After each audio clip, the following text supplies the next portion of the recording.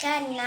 Hendaklah kamu murah hati sama seperti Bapamu adalah murah hati. Halo, selamat pagi adik-adik di rumah. Ya, selamat pagi Kak Yohana. Selamat pagi Kak Retno. Ya, hari ini kita sungguh bersyukur ya bersama Kak Yohana dan Kak Retno hari ini mau menyapa dan mengajak adik-adik semua kembali untuk beribadah sekolah minggu. Sudah siap ya adik-adik ya? Oke, kita mau berdoa dulu ya. Kita mau mengucap syukur kepada Tuhan kita. Lipat tangan, tutup mata. Kita berdoa. Bapa kami yang di surga, sungguh kami mengucap syukur atas cinta kasih Tuhan yang begitu besar dalam kehidupan kami. Terima kasih untuk kesehatan yang Tuhan berikan, terima kasih untuk mama papa yang menyayangi kami, dan teman-teman semua yang Tuhan berikan kepada kami. Dan saat ini Tuhan, dengan penuh sukacita kami mau memuji nama Tuhan dan juga belajar firman Tuhan. Ajari kami Tuhan dan tolong kami supaya kami menjadi anak-anak yang senantiasa suka untuk memuji nama Tuhan dan belajar firman Tuhan. Terima kasih Tuhan Yesus, di dalam nama Tuhan Yesus kami berdoa. Amin. Ya adik-adik, kita sungguh mengucap syukur ya karena Tuhan Yesus datang ke dunia, hadir di tengah-tengah kita, membawa kabar sukacita dan keselamatan bagi kita anak-anaknya. Yuk kita bangkit berdiri dengan penuh sukacita menyambut kelahiran Tuhan Yesus, Juru Selamat dunia.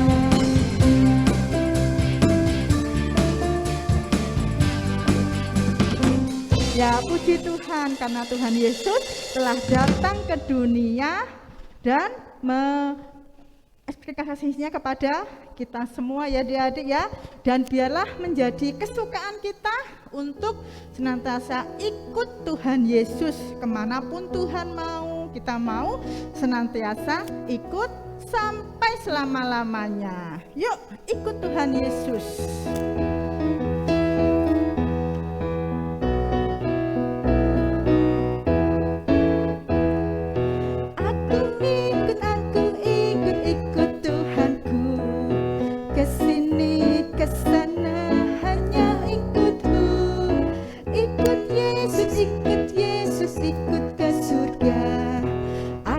ikut sampai ajalku. Dengan Roh Kudus dan dengan firman-Nya, ya selalu membimbing daku. Dalam senang, dalam susah, aku ikut sampai selamanya. Ikut Tuhan Yesus. Aku ikut Tuhanku, kesini kesana hanya ikutku. Ikut Yesus, ikut ke surga.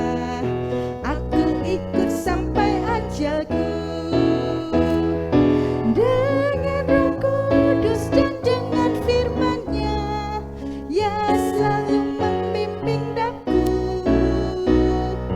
Dalam senang, dalam susah, aku ikut sampai selamanya. Dengan Roh Kudus, dengan Roh Kudus dan dengan firman-Nya, ya selalu membimbing daku. Dalam senang, dalam susah, aku ikut sampai selamanya.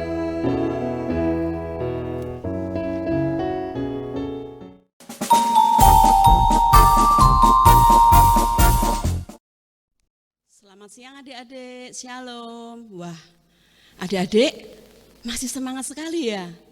Tadi sudah memuji Tuhan, sudah berdoa. Nah, sekarang kita mau mempersiapkan hati kita untuk belajar firman Tuhan.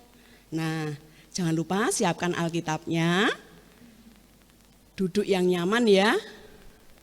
Dan kita mau berdoa terlebih dahulu. Mari adik-adik kita berdoa. Segala puji syukur hanya bagi-Mu Tuhan. Terima kasih untuk saat ini, pagi ini kami sungguh bersyukur dan bahagia karena kami boleh Tuhan memuji, memuliakan Engkau. Dan sebentar lagi kami mau mendengarkan cerita firman-Mu. Tolong kami, untuk kami bisa Tuhan meneladani sikap-sikap-Mu. Di dalam nama Yesus kami sudah berdoa dan bersyukur. Amin.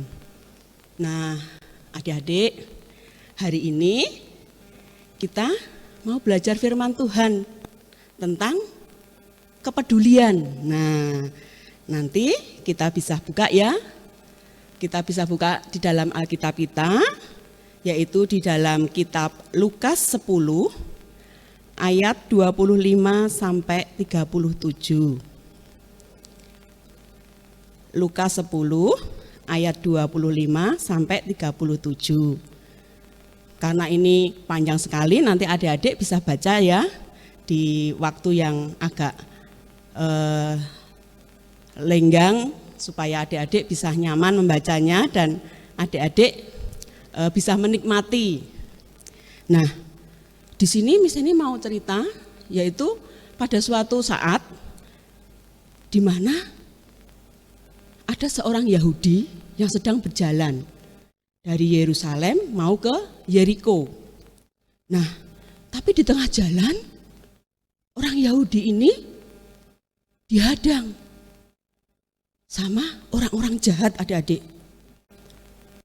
Ayo serahkan uangmu. Jangan, ini uang keluargaku, jangan diambil, kata orang Yahudi. Tapi orang-orang itu nggak peduli adik-adik. Malah semua barang yang dibawanya dia rampas, dia ambil. Bahkan sempat orang Yahudi ini dipukuli sama orang jahat ini, sama si perampok ini adik-adik. Kemudian orang ini pingsan. Lalu dia tergeletak dan ditinggal pergi sama orang-orang jahat ini. Nah, tak lama kemudian ada seorang yang lewat. Dia itu pakai baju yang indah, yang bagus. Rupanya dia ini adalah seorang imam. Yang mana dia mau ke Allah untuk melayani Tuhan. Nah, saat dia melihat ada orang yang tergeletak di pinggir jalan, dia nggak mau deket-deket adik-adik. Lah, karena dia seorang imam. Dia nggak mau kalau ada orang yang melihat. Dan kemudian imam ini gimana adik-adik? Dia juga takutnya orang yang tergeletak itu sudah mati. Nah, dia takut kalau dia tidak berkenan kepada Allah.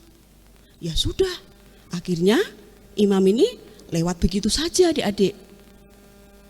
Membiarkan orang Yahudi ini tetap tergeletak. Nah, beberapa saat kemudian ada lagi seorang Lewi yang lewat.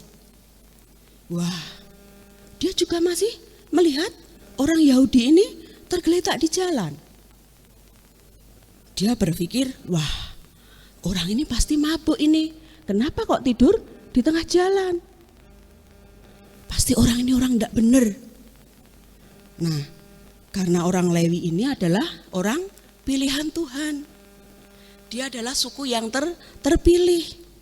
Jadi, dia tuh merasa benar. Dia merasa orang yang baik. Jadi, ya sudah, aku pergi saja ah. Dia tidak mau menolong. Sama seperti imam tadi. Kemudian beberapa saat kemudian datanglah seorang Samaria. Nah, orang Samaria ini melihat kok ada orang yang tergeletak ya? Wah, siapa itu? Nah, akhirnya orang Samaria ini menghampiri. Padahal orang Samaria ini dengan orang Yahudi ini bermusuhan adik-adik. Kenapa kok orang Yahudi sama orang Samaria ini bermusuhan? Karena orang Samaria ini dulunya itu nggak mau menyembah Tuhan. Dia menyembah berhala. Tapi sekarang orang Samaria ini sudah bertobat. Dia sudah menyembah Tuhan. Walaupun begitu, orang Yahudi ini masih menganggap orang Samaria ini musuhnya ya adik-adik. Tapi orang Samaria ini mau mendekati orang Yahudi ini. Bahkan dia membersihkan luka-lukanya. Terus dia mengobati. Wah, kasihan orang ini, dia terluka. Kemudian dibawanya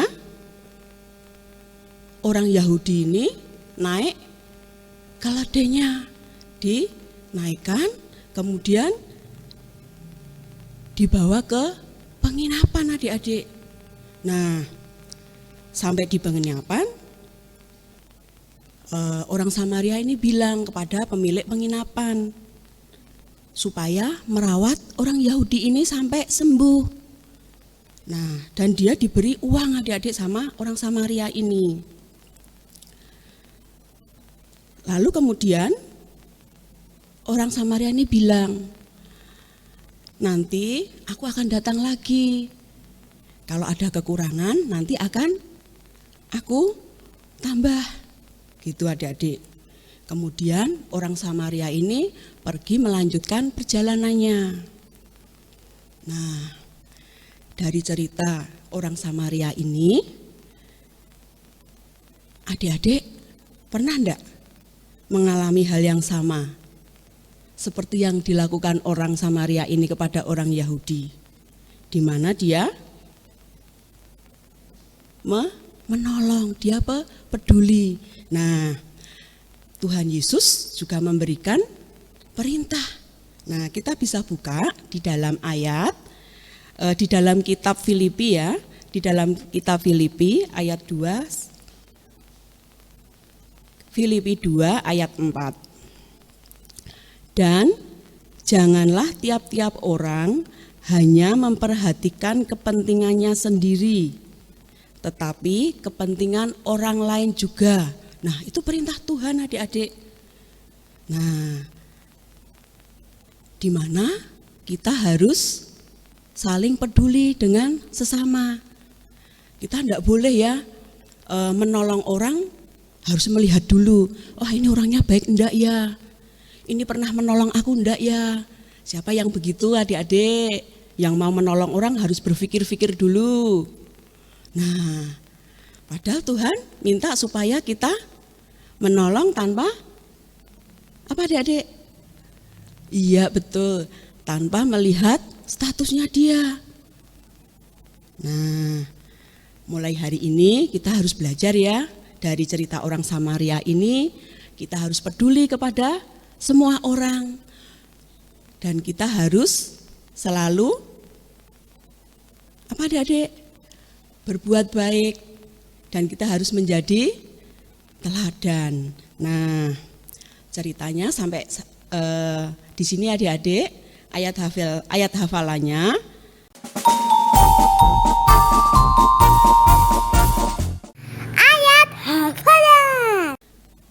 Dari Filipi 2 ayat 4 ini tadi. Yuk kita baca bersama-sama ya. Filipi 2 ayat 4. Dan janganlah tiap-tiap orang hanya memperhatikan kepentingannya sendiri, tetapi kepentingan orang lain juga.